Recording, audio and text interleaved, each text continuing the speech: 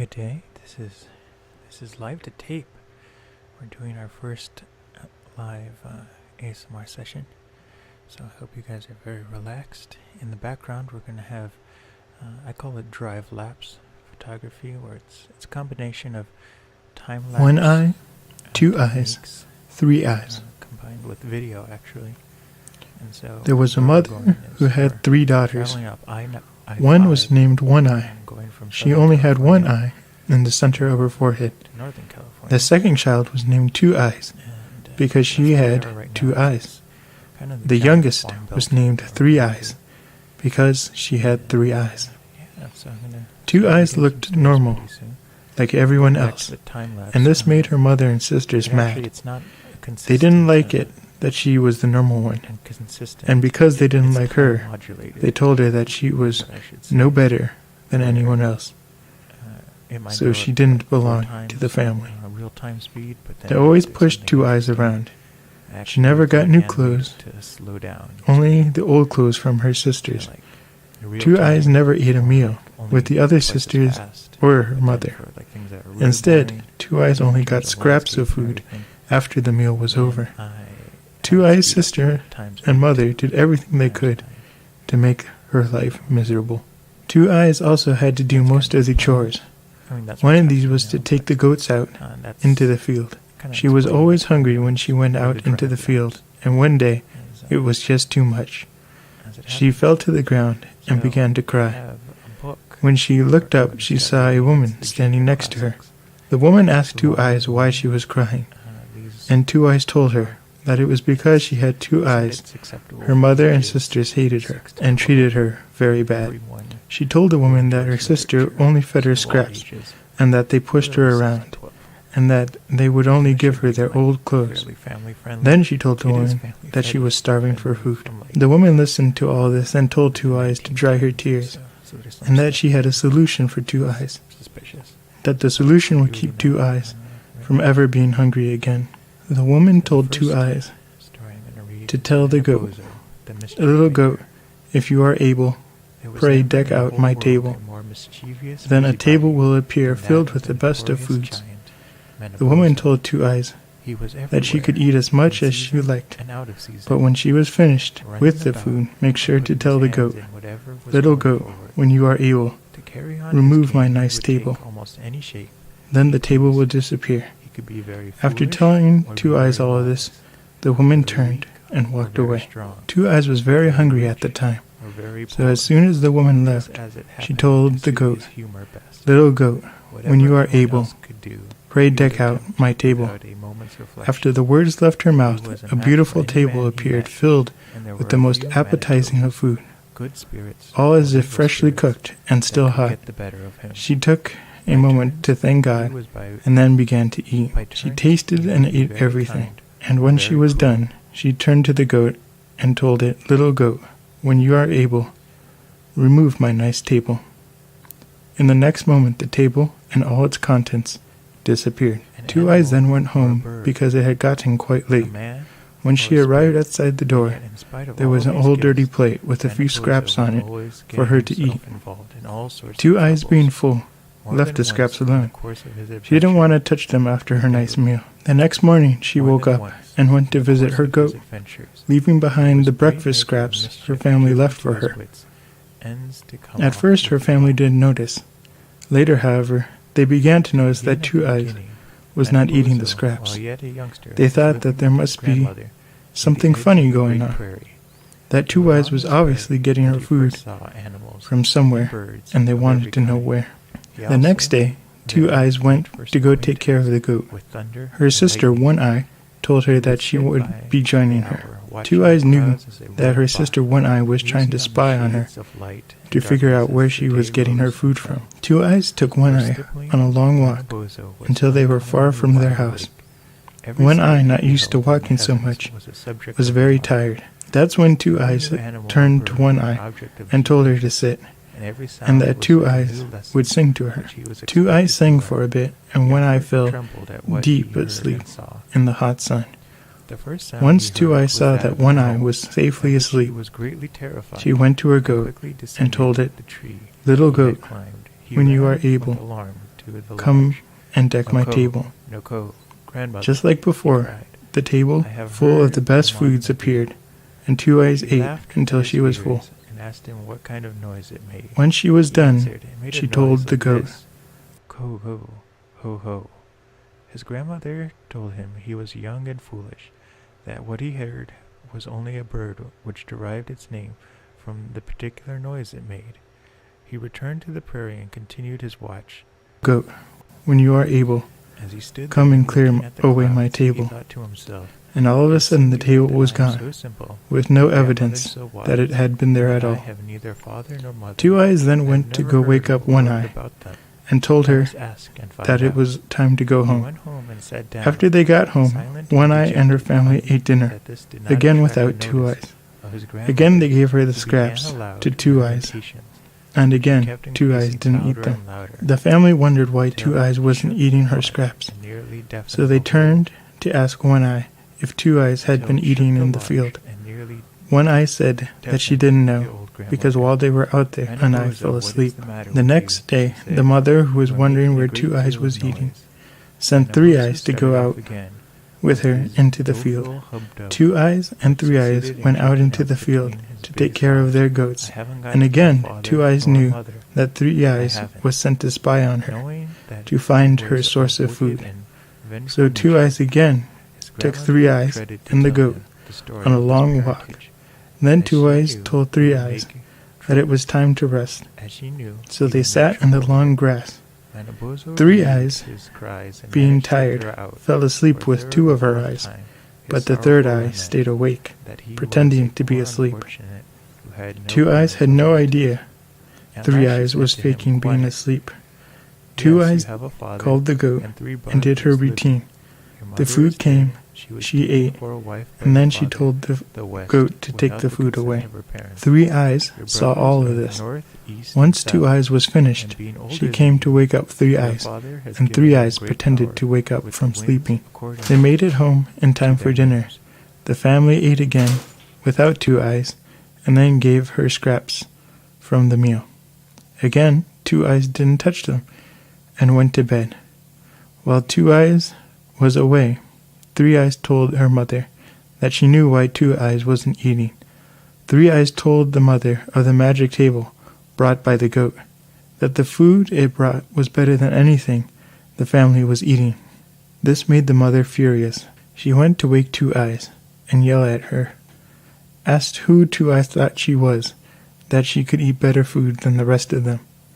The mother was so angry that she ran out of the house with a knife and stabbed the goat straight in the heart. The goat died instantly. Two Eyes saw this and ran into the field, and fell into the long grass and began to cry uncontrollably. Two Eyes, still crying, looked up, and to her surprise, the woman was standing there, looking at her. Once they made eye contact, the woman asked Two Eyes why she was crying. Two Eyes told her the whole story, that Three Eyes followed her and betrayed her, that her mother killed the goat. Now Two Eyes would go back to her days of starving and only eating scraps again. The woman listened to all of this, and once Two Eyes was finished, replied. The woman told Two Eyes that she needs to ask her sister for the dead goat. When she has the goat, she needs to take the innards of the goat and bury them into the ground in front of the house door. Two Eyes thanked her and made her way back home. Two Eyes made it home and turned to her sister and asked for the dead goat's innards. The sister laughed and told her that she could have them and that nobody wanted them. So Two Eyes took them and buried them into the ground at the front door. The next morning, when the family all woke up, they found at the door a giant tree. This was no ordinary tree. It had leaves of silver and apples of gold.